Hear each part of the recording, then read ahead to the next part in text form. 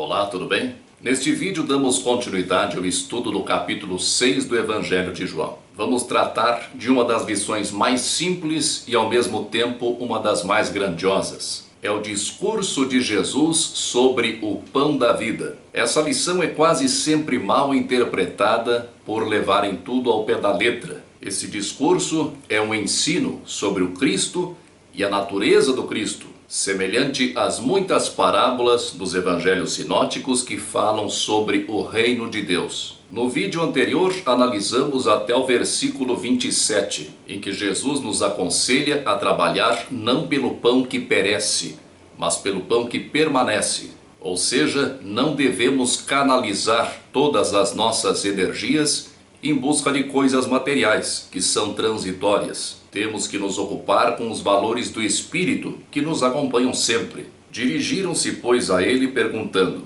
que faremos para realizar as obras de Deus? Jesus aconselha o trabalho pelo pão do Espírito. Eles perguntam: que trabalho é este? Literalmente, a pergunta é: que faremos para trabalhar o trabalho de Deus? Ou para obrar a obra de Deus? Respondeu-lhes Jesus: a obra de Deus é esta, que creiais naquele que por ele foi enviado. As traduções geralmente nos oferecem um entendimento um pouco simplório a respeito deste tema que Jesus está tratando. Dos versículos 27 a 29, o verbo ergazome, que quer dizer trabalhar, e o substantivo ergon, que quer dizer trabalho, aparece 4 vezes. Ergon é normalmente traduzido como obra. Vamos recapitular. Jesus diz para obrar não pelo pão que perece, mas pelo pão que permanece. Perguntam a ele o que devem fazer para obrar as obras de Deus. E Jesus diz que a obra de Deus é crer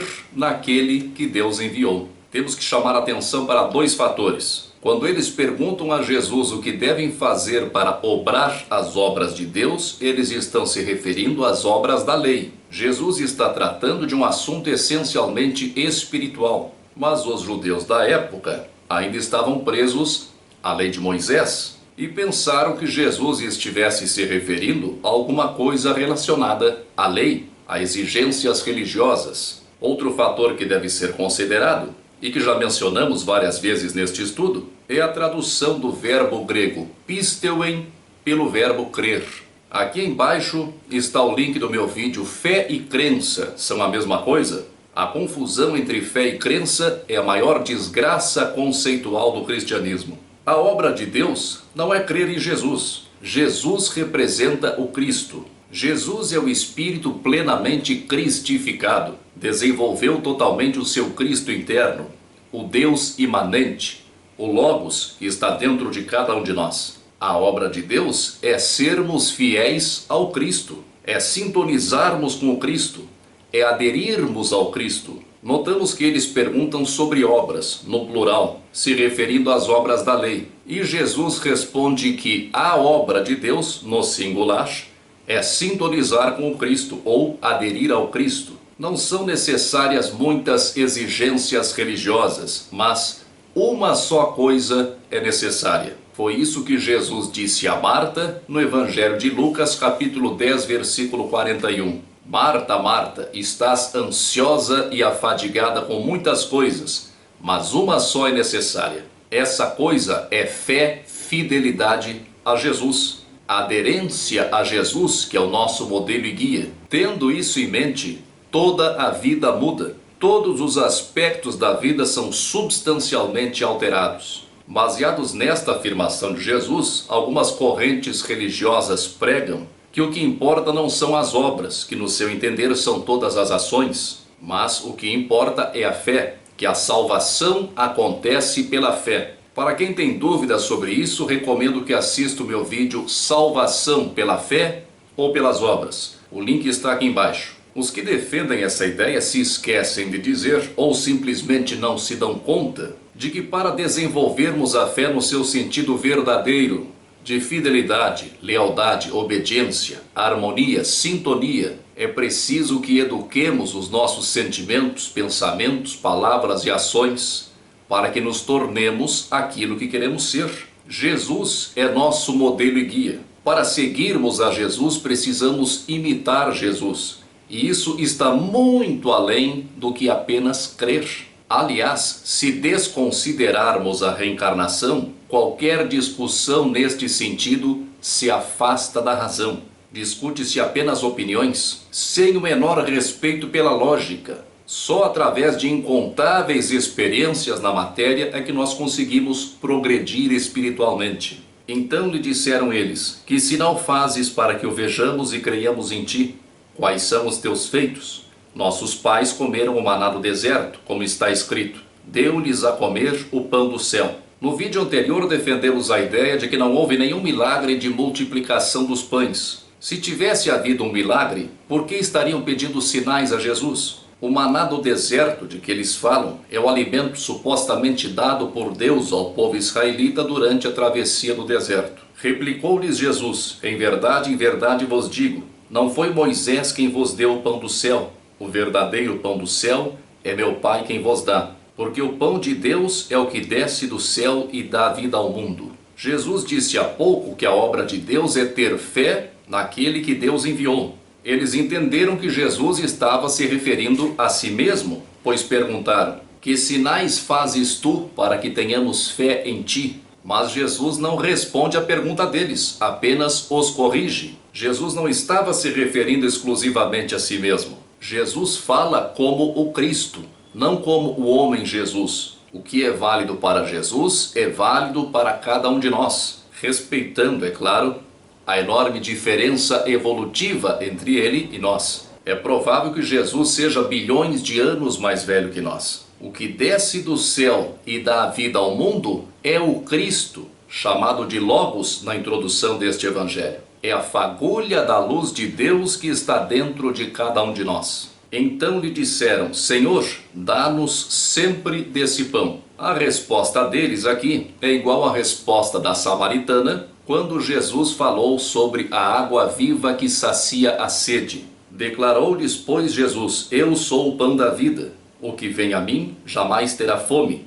O que crê em mim jamais terá sede. A quarta bem-aventurança de Jesus diz: bem-aventurados os que têm fome e sede de justiça, porque serão saciados. A melhor tradução é justeza, no sentido de ajustamento.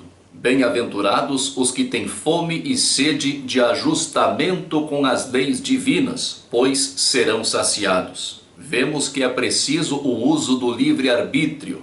É preciso tomar a iniciativa, ir em direção ao Cristo, o pão da vida, e aderir totalmente ao Cristo para matarmos a sede das coisas do Espírito. Porém eu já vos disse que, embora me tenhais visto, não credes. Muitos de nós já pressentimos algumas vezes a presença do Cristo dentro de nós, mas isso não foi suficiente para nos voltarmos definitivamente ao caminho reto que leva a Deus. Todo aquele que o Pai me dá, esse virá a mim, e o que vem a mim, de modo algum o lançarei fora.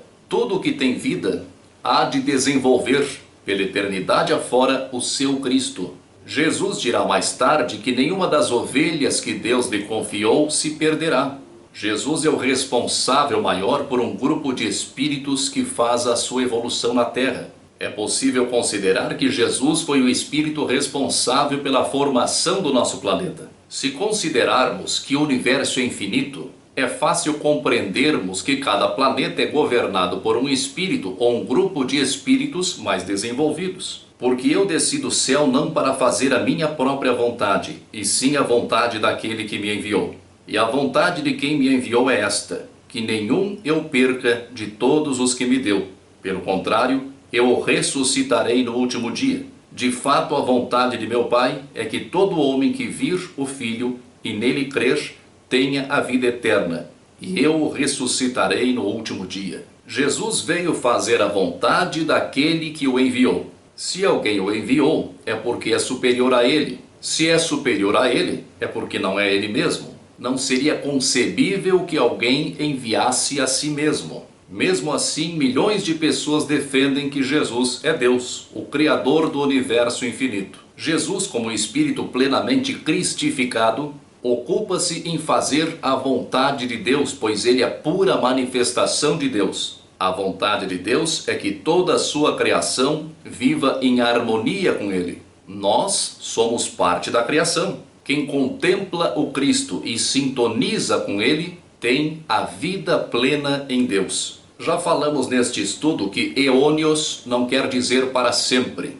Vida eterna não é simplesmente viver para sempre, mas se refere a uma qualidade de vida, a vida imanente, a vida em comunhão com Deus. É a vontade de Deus que move o mundo. Quando ajustamos a nossa vontade à vontade de Deus, nos tornamos co-criadores com Ele, posto que Ele jamais deixa de criar.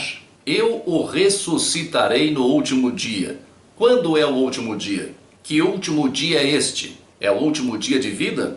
É o último dia do mundo? O Gênesis diz que o mundo foi criado em 6 dias. É evidente que cada dia no Gênesis representa uma era, um determinado período de tempo, mas não um ciclo de 24 horas. O apóstolo Pedro, na sua epístola, falando da relatividade do tempo, diz que para Deus um dia tem 1000 anos. A palavra grega êskate pode ser traduzida como final. O último dia é o estágio final. A palavra grega anasteso, indicativo futuro na voz ativa, primeira pessoa do singular do verbo anistemi, está aqui traduzida como ressuscitarei. Os judeus não tinham uma palavra específica para designar a ressurreição ou reencarnação. Usavam um eufemismo, levantar, no sentido de levantar os mortos. Anistemi quer dizer levantar, tornar a ficar de pé,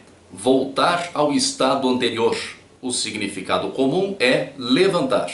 Jesus não vai ressuscitar ninguém no último dia, porque não tem último dia. Jesus vai elevar no estágio final. Aquele que contemplar o Cristo e aderir ao Cristo será elevado pelo Cristo no estágio final da sua evolução terrena. Sempre que sintonizamos com boas ideias, com bons pensamentos, elevamos o nosso padrão vibratório. Quando aderirmos totalmente ao Cristo, seremos elevados pelo Cristo. E isso determinará o final do nosso estágio evolutivo na Terra. É possível entender isso como a seleção natural que atravessamos nesse período de transição planetária. A Terra está deixando de ser um planeta de provas e expiações para se tornar um planeta de regeneração. Se aderirmos ao Cristo, nos elevaremos e permaneceremos no planeta no seu próximo estágio. Se não aderirmos ao Cristo, não nos elevaremos o suficiente para acompanharmos o novo padrão vibratório do planeta e seremos expurgados para um planeta condizente com a nossa vibração, com o nosso estágio evolutivo. Murmuravam, pois, dele os judeus, porque dissera: eu sou o pão que desceu do céu. E diziam: não é este Jesus, o filho de José? Acaso não lhe conhecemos o pai e a mãe? Como, pois, agora diz: desci do céu? Respondeu-lhes Jesus: não murmureis entre vós. Os judeus, não entendendo que Jesus era a manifestação plena do Cristo e que falava como Cristo, acharam um absurdo Jesus dizer que desceu do céu. Jesus chama a atenção deles. Popularmente diríamos que Jesus deu um xixi neles. Ninguém pode vir a mim se o Pai que me enviou não o trouxer, e eu o ressuscitarei no último dia. A palavra grega traduzida como trouxer é elkise, que tem o sentido de atrair. Ninguém vai ao Cristo, ninguém procura o Cristo se o Pai não o atrair. Nós saímos de Deus e voltamos para Deus. Deus é a nossa origem e o nosso destino. Somos permanentemente atraídos para Deus. O que é a nossa eterna busca pela felicidade? Por que corremos atrás de prazeres, de bens materiais, de poder, de satisfação? Nunca estamos contentes. E esse descontentamento é justamente a nostalgia de Deus. É a nossa necessidade interior de nos religarmos com Deus. Buscamos fora de nós, durante milênios, o que está dentro de nós. Deus se manifesta através das suas leis perfeitas e imutáveis. Uma dessas leis é a lei do progresso. É a atração que Deus exerce sobre nós, sobre todas as suas criaturas. Somos atraídos por Deus, impelidos pela lei de Deus. e o Cristo nos eleva no final do nosso estágio evolutivo. Está escrito nos profetas, e serão todos ensinados por Deus. Portanto, todo aquele que da parte do Pai tem ouvido e aprendido, esse vem a mim. O profeta que disse isso foi Isaías. E todos os teus filhos serão ensinados do Senhor, e a paz de teus filhos será abundante. Ouvir é ser receptivo. O primeiro mandamento começa assim: ouve, Israel, o Senhor nosso Deus é o único Senhor.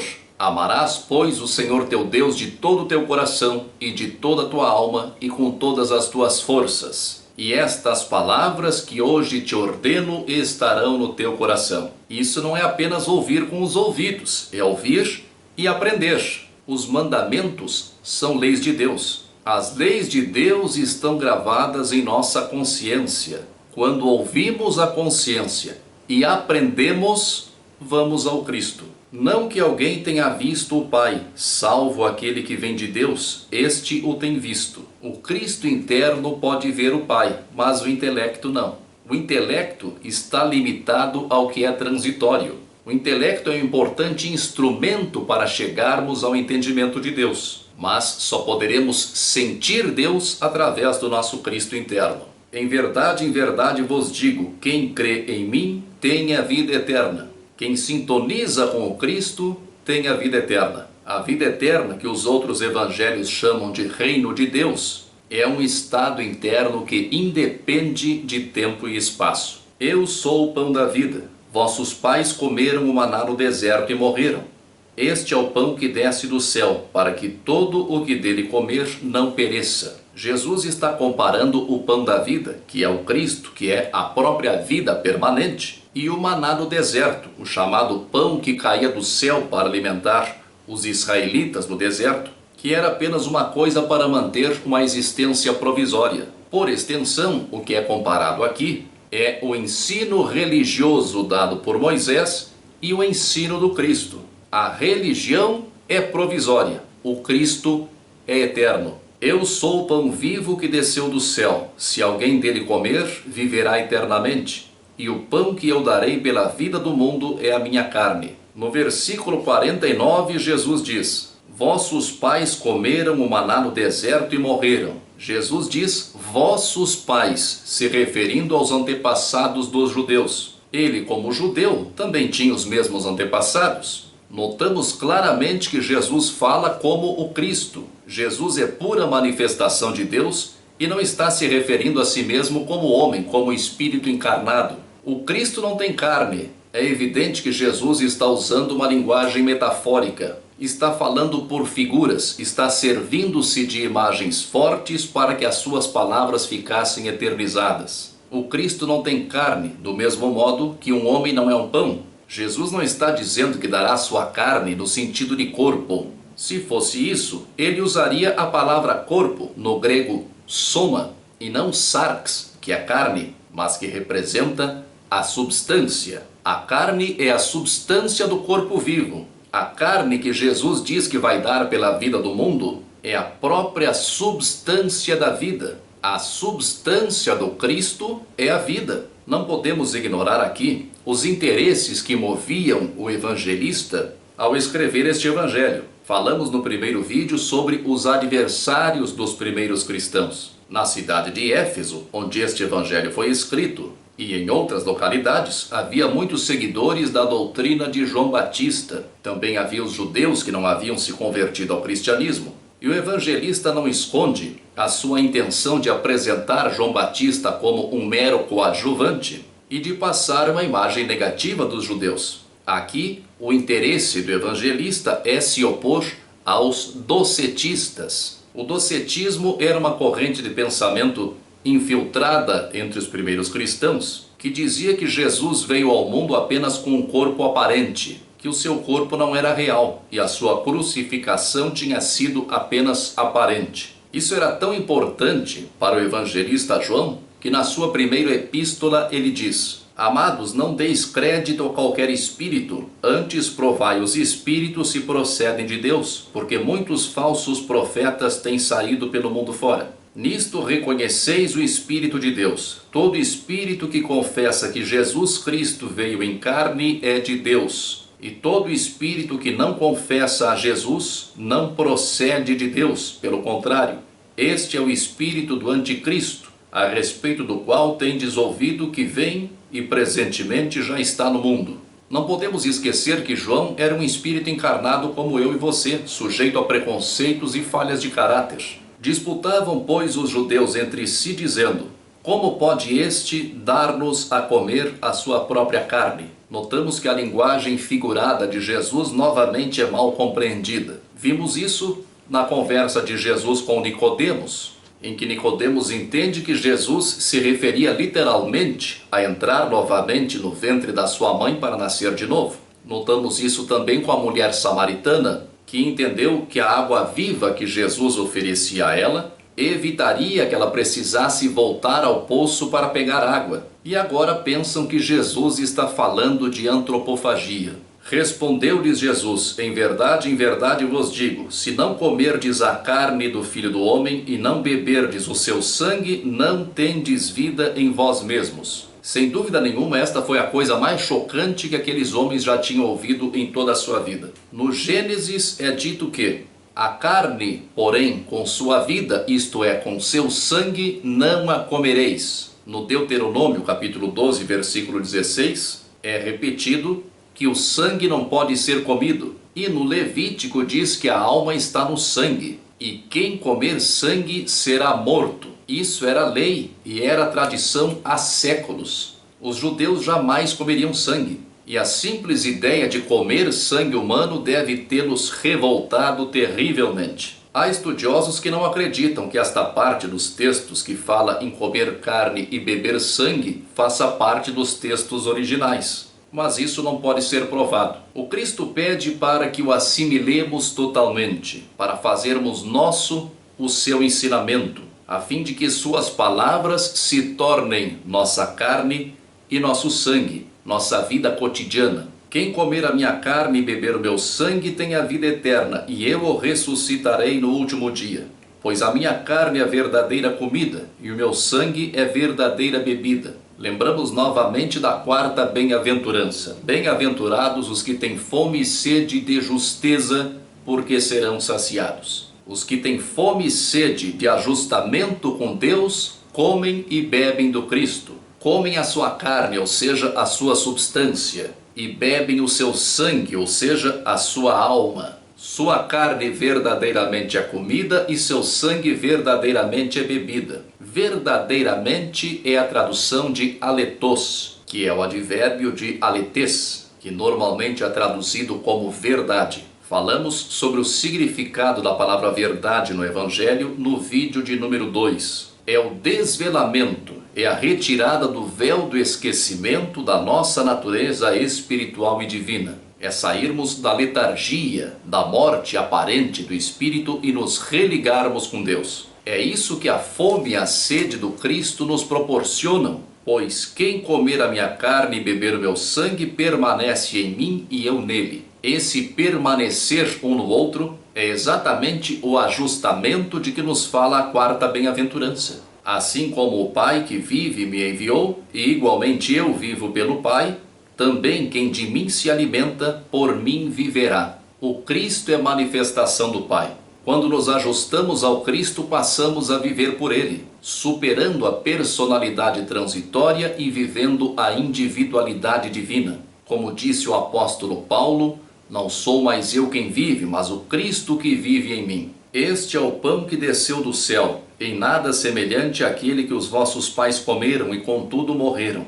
Quem comer este pão viverá eternamente. Estas coisas disse Jesus quando ensinava na sinagoga de Cafarnaum. Muitos dos seus discípulos, tendo ouvido tais palavras, disseram: duro é este discurso, quem o pode ouvir? Esses discípulos não são os 12, mas outros seguidores de Jesus. A palavra traduzida como discurso aqui é logos. Este logos é duro. Quem pode ser receptivo a ele? Realmente, para quem ainda está preso à personagem transitória, ligado às coisas materiais efêmeras, ser receptivo ao logos que habita em nós Parece muito duro. Mas Jesus, sabendo por si mesmo que eles murmuravam a respeito de suas palavras, interpelou-os: Isto vos escandaliza? Que será, pois, se virdes o Filho do Homem subir para o lugar onde primeiro estava? Achavam o ensino de Jesus muito duro. Mas Jesus pergunta como seria a sua reação se pudessem ver o Filho do Homem, que é o homem no seu próximo estágio evolutivo, o espírito já evoluído, subir, elevar-se vibracionalmente após o desencarne, retornando ao plano de onde veio. O espírito é o que vivifica, a carne para nada aproveita. As palavras que eu vos tenho dito são espírito e são vida. Jesus falou de carne e todos se chocaram, mas a carne é perecível, é transitória e depois de abandonada por ocasião da desencarnação, não vale para mais nada além de voltar à terra. Assim como é o espírito que dá a vida à carne, as palavras de Jesus são espírito e vida. Contudo, há descrentes entre vós, pois Jesus sabia desde o princípio quais eram os que não criam e quem o havia de trair. O evangelista está se referindo a Judas. Percebe-se claramente a má vontade dele em relação a Judas. Ele é o único a acusar Judas de ladrão. É possível perceber a associação da imagem de Judas, até pelo seu próprio nome, aos judeus. E prosseguiu: por causa disto é que vos tenho dito, ninguém pode vir a mim. E prosseguiu: por causa disto é que vos tenho dito, ninguém poderá vir a mim, se pelo Pai não lhe for concedido. À vista disso, muitos dos seus discípulos o abandonaram e já não andava com ele. Então perguntou Jesus aos 12: porventura quereis também vós outros retirar-vos? Esta é a primeira referência do evangelista João aos 12. Muitos dos que seguiam Jesus tornaram para trás. Não estavam prontos para segui-lo. Estavam dando um passo maior do que as suas pernas. É comum que pessoas se interessem, num primeiro momento, a determinado ensino que lhes convém, mas assim que notam alguma dificuldade, ou quando se deparam com algo que desagrada ao seu ego, ao seu personalismo, desistem. Einstein disse que a mente que se abre a uma nova ideia jamais voltará ao seu tamanho original. Isso vale perfeitamente para o aspecto moral. Quem tomou contato com o ensinamento do Cristo não poderá se queixar de desconhecimento. Quanto mais conhecimento, maior é a nossa responsabilidade. Respondeu-lhe Simão Pedro: Senhor, para quem iremos? Tu tens as palavras da vida eterna, e nós temos crido e conhecido que tu és o Santo de Deus. Replicou-lhes Jesus: não vos escolhi eu em número de 12? Contudo, um de vós é diabo. Referia-se ele a Judas, filho de Simão Iscariotes, porque era quem estava para traí-lo, sendo um dos 12. Um de vós é um diabo. Jesus está falando de Judas. E isso devia ser suficiente para provar que não existe diabo como um ser. Jesus não está acusando Judas de ser uma criatura infernal, um diabo vermelho de chifre, rabo e tridente. A palavra diabo é formada pelo prefixo dia, que quer dizer movimento através de, afastamento, mais o verbo balô. Balô quer dizer jogar, lançar. Daí a origem da palavra bola. Diabo, literalmente, quer dizer lançar separado. O diabólico é aquilo que é lançado separadamente, divergentemente. Popularmente, o diabo é o que joga contra. É como se num time de futebol tivesse um jogador que jogasse contra a sua própria equipe. Diabo é o adversário, mas é o adversário interno, não um ser dos infernos que faz queda de braço com Deus. Sugiro que você assista o meu vídeo Não Existe Diabo, Não Existe Demônio, Não Existe Satanás. O link está aqui embaixo. Continue me acompanhando neste estudo. Muita força e paz para você. Você já se inscreveu no meu canal? Aqui embaixo há o campo para você se inscrever. Se você gostou do vídeo, clique em gostei.